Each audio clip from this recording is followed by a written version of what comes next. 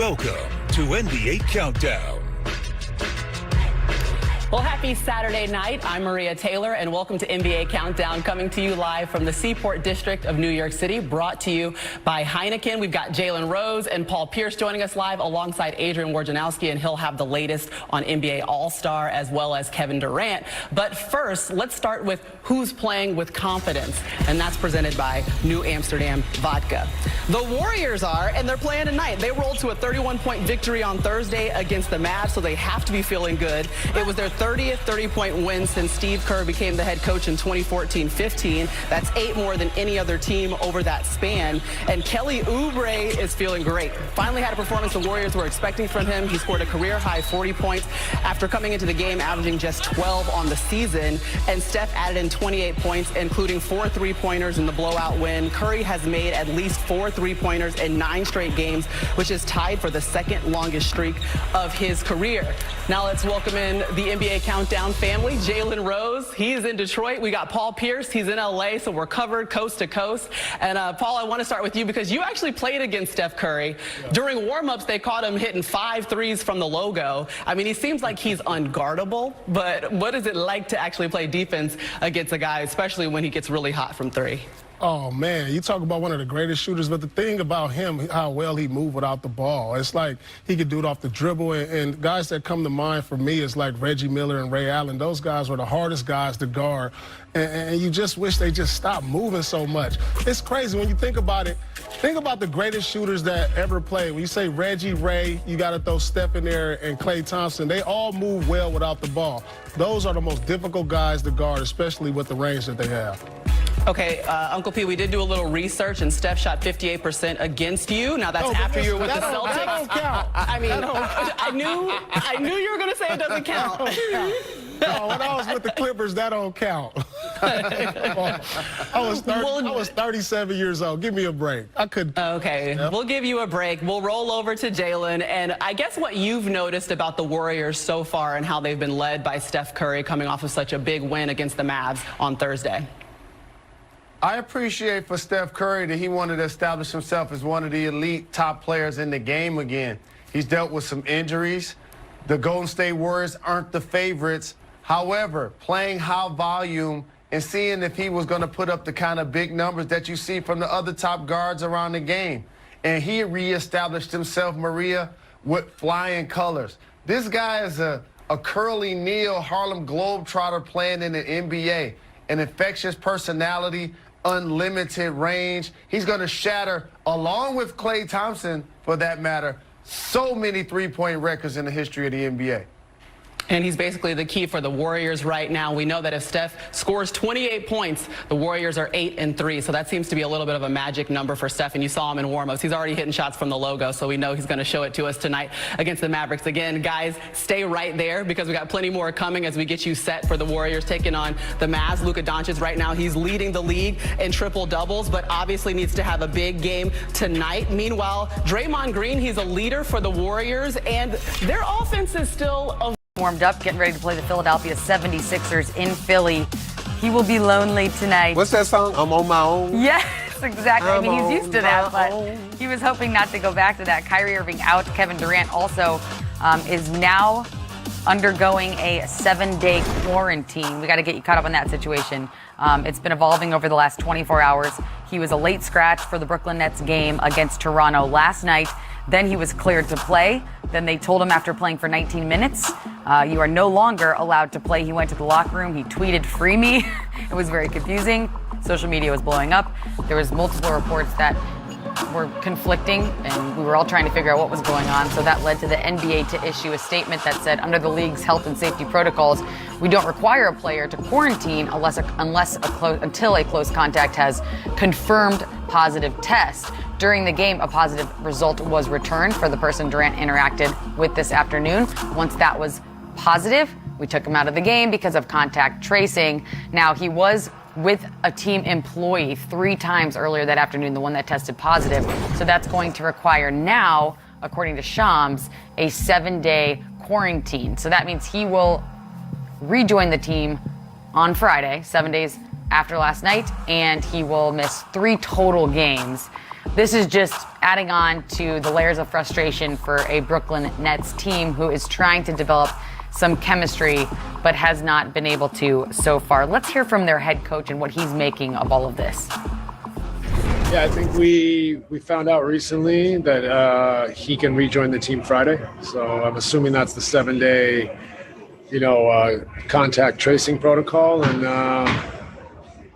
we'll see him Friday, and I'll be really excited to have him back.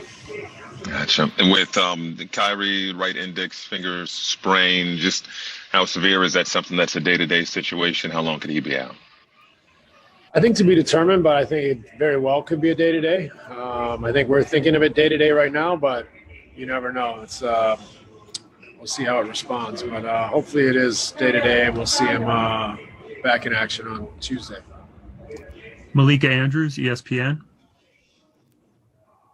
Steve, can you just walk us through, you recently found out with Kevin, can you just walk us through what it was kind of like, how that information came to be, what your contact's been with him, and what you've heard from the league there?